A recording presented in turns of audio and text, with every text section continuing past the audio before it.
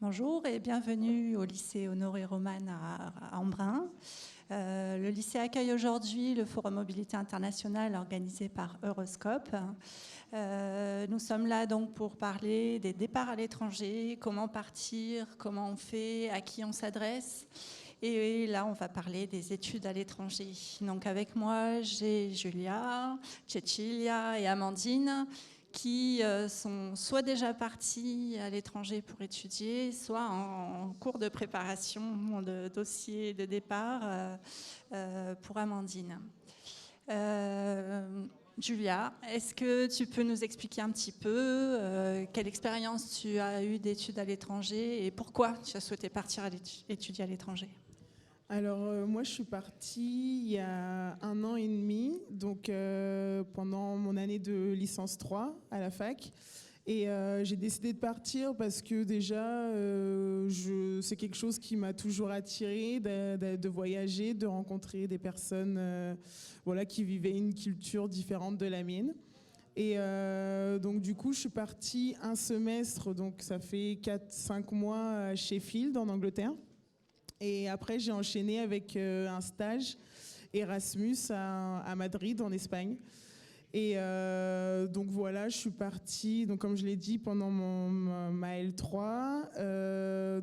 J'ai suivi des cours à Sheffield qui étaient donc en rapport avec ma licence. Quelle spécialité c'était? C'était langue étrangère appliquée, donc en spécialité anglais-espagnol. Donc voilà, j'ai suivi des cours aussi d'anglais, donc qui sont obligatoires quand tu pars en Erasmus, en Angleterre du moins. Et donc voilà, j'ai passé en l'occurrence 4 mois et demi à Sheffield. Donc c'était vraiment génial parce que j'ai eu l'occasion de rencontrer ce que j'attendais vraiment de cette expérience, des gens d'Espagne, d'Allemagne, même des Japonais, des Chiliens. Et j'ai vraiment adoré voilà, cette rencontre entre étudiants donc, qui vivent les mêmes choses que moi, dans le sens où c'est la galère des cours, des devoirs, mais aussi voilà, cet échange interculturel, de partager nos modes de vie. Enfin voilà, j'ai vraiment adoré, quoi. Cecilia, pour toi, tu es partie dans quel pays et pourquoi tu as voulu partir étudier à l'étranger? Alors, moi, je suis italienne et je suis partie en France. J'ai fait mon Erasmus à Toulouse. C'était ma dernière année de licence et j'avais vraiment envie d'aller à l'étranger. J'aime beaucoup la France. Donc voilà, j'ai dit Toulouse. J'ai fait Sciences Po en Italie, donc je suis allée à Sciences Po Toulouse. Le début n'était pas facile parce qu'il y avait plein de choses auxquelles j'avais pas pensé. Et déjà, écrire des dissertations, moi, c'était pas donné. Mais c'était vraiment super. J'ai rencontré des gens de partout. J'ai appris le français. C'était merveilleux. Et du coup, je suis restée 9 mois. Et après ça, j'ai décidé de continuer à étudier en France. Donc, je suis jamais rentrée, en fait. Donc, voilà. Donc, ça fait combien de temps que tu es en France? Là, ça fait 4 ans. Ouais. Donc, une fois qu'on est parti, on n'a pas envie de revenir. Non, pas du tout.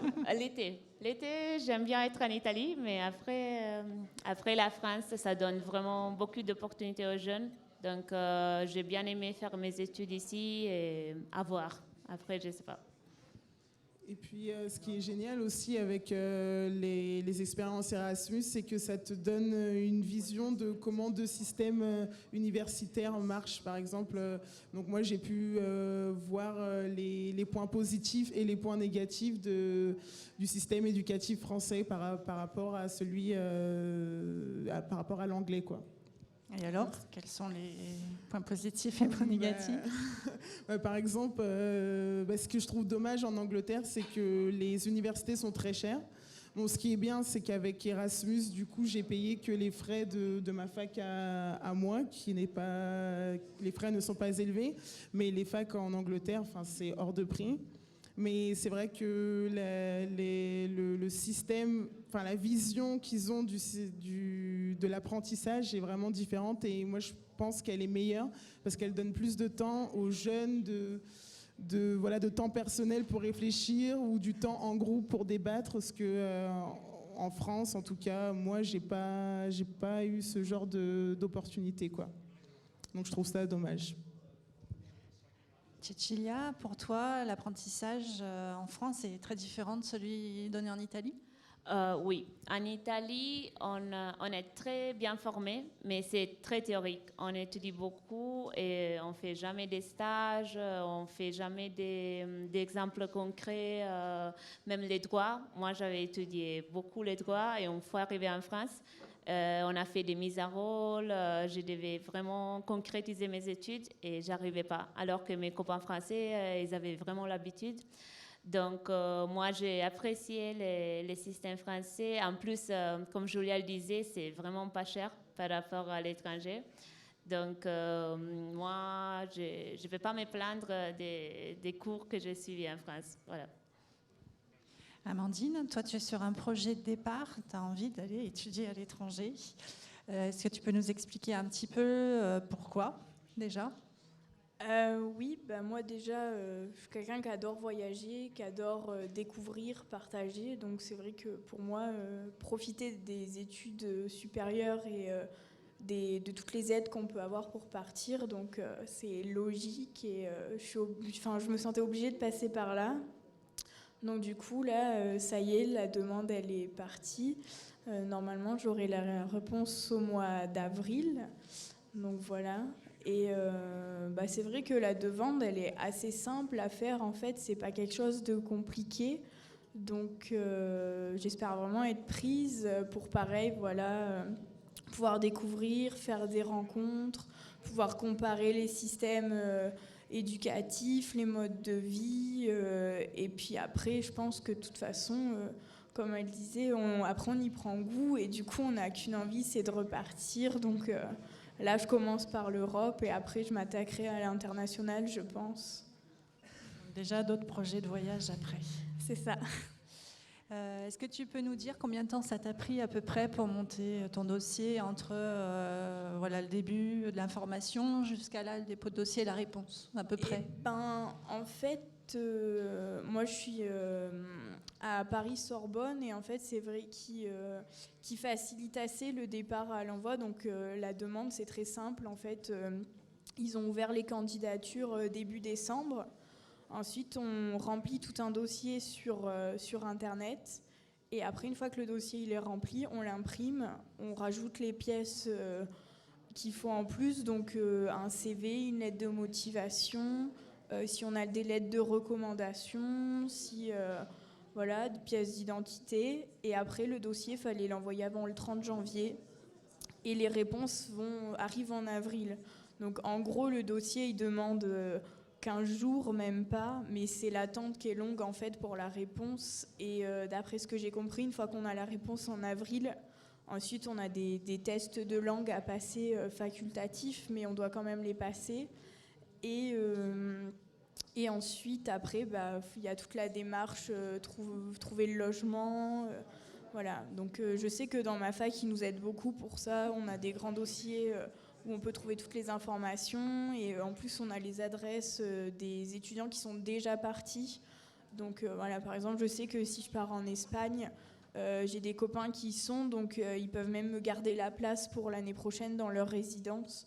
Donc du coup, c'est pas mal, mais c'est vrai que de rencontrer des gens qui ont déjà fait cette expérience, ça peut nous emmener à penser à des choses auxquelles on n'avait pas forcément pensé avant de partir, quoi. Mais toi, avant d'avoir ta réponse, tu n'avais pas eu d'entretien ou... Parce que moi, j'en ai eu justement quand j'ai demandé à partir en Angleterre, donc avant ma réponse, j'ai dû passer un entretien en anglais pour tester, je pense, c'est sûr, mais mon anglais, quoi. Donc toi, tu n'as pas eu... Ah non, du tout, nous, on remplit juste à remplir, on envoie les relevés de notes, et après, ils nous disent si on est pris ou pas.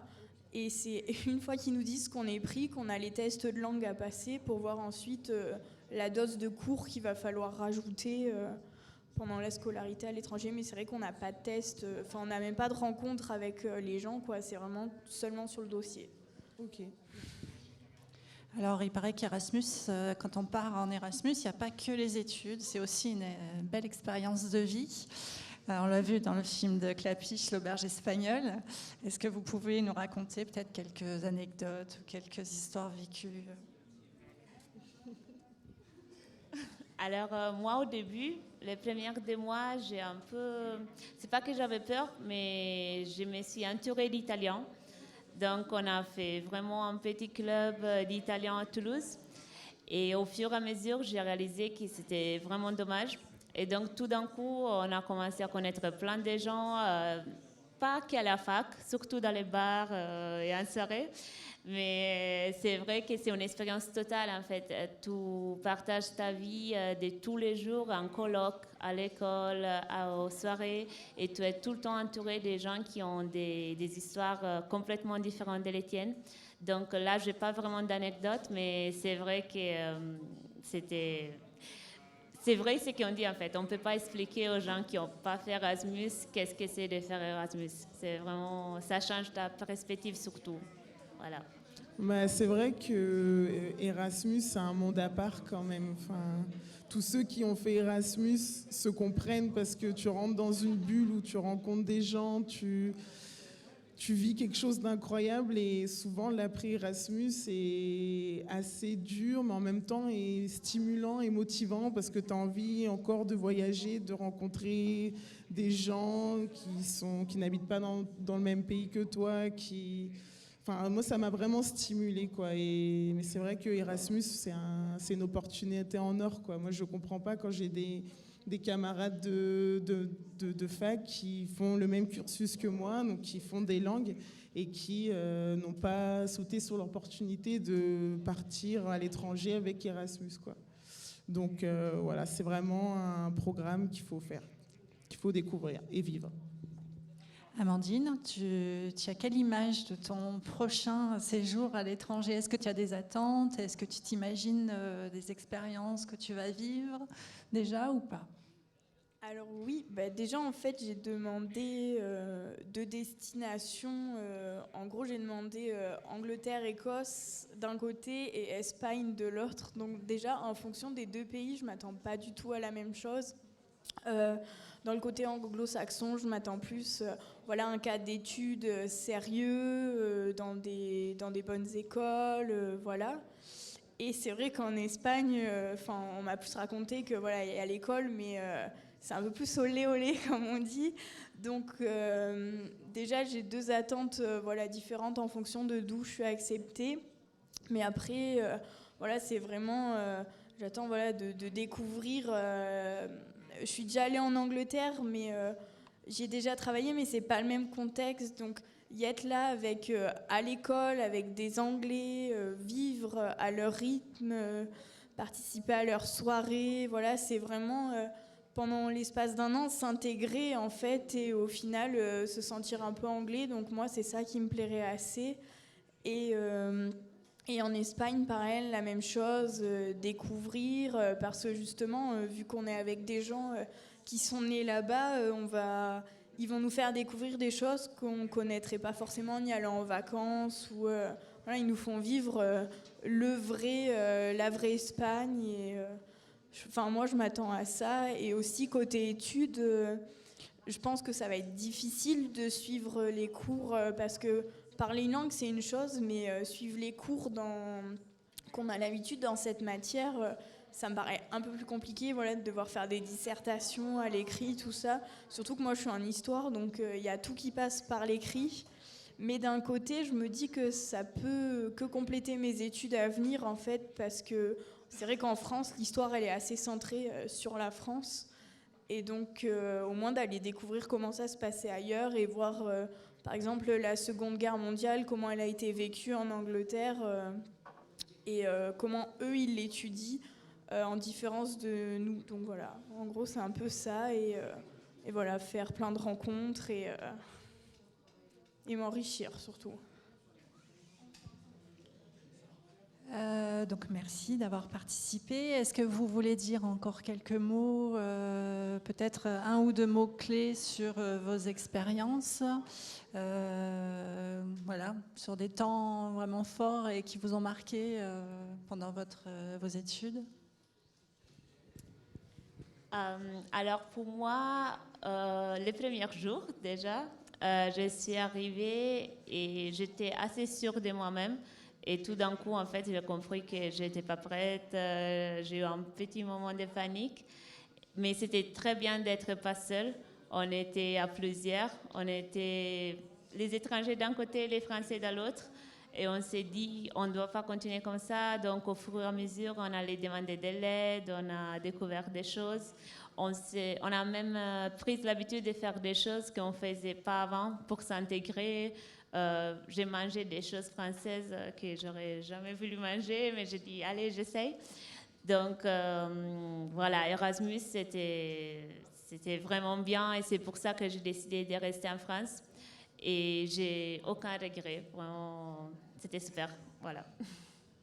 Ben, moi, si je dois conclure ce que j'ai dit, je dirais que oui, Erasmus, c'est vraiment un programme enrichissant, comme tu le disais. Et c'est vraiment une opportunité, une expérience qu'il ne faut pas rater et sauter sur l'occasion quand elle nous est offerte. Parce qu'elle nous est offerte sur un plateau, quoi, à la fac du moins. Merci d'avoir participé, d'avoir répondu aux questions. Donc, si vous avez des questions sur le programme Erasmus, sur les études à l'étranger, n'hésitez pas à aller rencontrer les relais information jeunesse. Et vous retrouvez aussi toutes les infos sur le site du CRIJ, www.crijpa.fr. Merci.